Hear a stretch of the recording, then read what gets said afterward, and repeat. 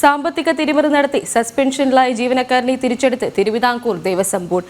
Aryankavu Devaswom sub group ഓഫീസറായിരുന്ന AV Vijesh നടത്തിയത് 50 ലക്ഷം രൂപയുടെ തിരിമറിയാണ്. വിജേഷ് ജോലി ചെയ്ത മറ്റിടങ്ങളിൽ ഓഡിറ്റ് നടത്താൻ കാലതാമസം ഉണ്ടാകുന്നതിനാൽ സസ്പെൻഷൻ പിൻവലിക്കുന്നുവെന്നാണ് വിചിത്രവാദം. തുടർ നടപടിയില്ലാത്തതിനാൽ ദേവസ്വം ജീവനക്കാർക്കിടയിലും അതൃപ്തി തുടരുന്നു. കഴിഞ്ഞ ഡിസംബർ മാസത്തിലാണ് തിരുവിതാംകൂർ ദേവസ്വം ബോർഡിന്റെ Aryankavu Devaswom sub group officer AV Vijesh നടത്തിയ ഗുരുതര സാമ്പത്തിക ക്രമക്കേട് കണ്ടെത്തുന്നത്. ആര്യങ്കാവ് കിളിമരത്തുകാവ് ദേവസ്വങ്ങളിൽ 50 ലക്ഷം രൂപയുടെ തിരിമറിയാണ് വിജേഷ് നടത്തിയത്. അസിസ്റ്റന്റ് ദേവസ്വം കമ്മീഷണർ ഓഫീസിലെ ജൂനിയർ സൂപ്രണ്ടിന്റെ നേതൃത്വത്തിൽ നടത്തിയ ഓഡിറ്റിലായിരുന്നു ക്രമക്കേട് വ്യക്തമാകുന്നത്.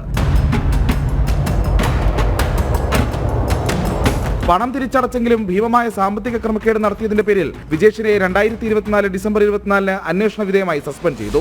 ദേവസ്വം കമ്മീഷണറുടെ റിപ്പോർട്ടിന്റെ അടിസ്ഥാനത്തിൽ പുനലൂർ ഗ്രൂപ്പിൽ വിജേഷ് ചാർജ് വഹിച്ചിരുന്ന വിവിധ ദേവസ്വങ്ങളിലെ സാമ്പത്തിക ക്രമക്കേടുകളിൽ വ്യക്തത വരുത്താൻ ഓഡിറ്റ് നടത്താനും തീരുമാനിച്ചു.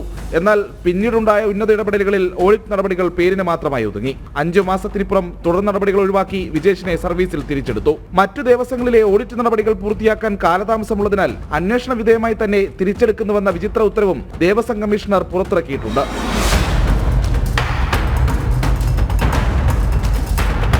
ഓഡിറ്റ് നടപടികൾ യഥാസമയം പൂർത്തിയാക്കാത്തത് ബോർഡിന്റെ ഭാഗത്തു നിന്നുണ്ടായ വലിയ വീഴ്ചയാണ്. അതിന്റെ പേരിൽ ക്രമക്കേട് നടത്തിയ ഓഫീസറെ തിരിച്ചെടുക്കുന്നതിൽ ദേവസ്വം ജീവനക്കാർക്കിടയിലും പ്രതിഷേധം ശക്തമാണ്. ക്രിമിനൽ കേസെടുക്കേണ്ട കുറ്റകൃത്യം നടത്തിയ സബ് ഗ്രൂപ്പ് ഓഫീസറെ ബോർഡിലെ ഉന്നതർ സംരക്ഷിക്കുകയാണെന്നാണ് ആക്ഷേപം. പ്രജിത് മോഹനൻ, ജനം, തിരുവനന്തപുരം.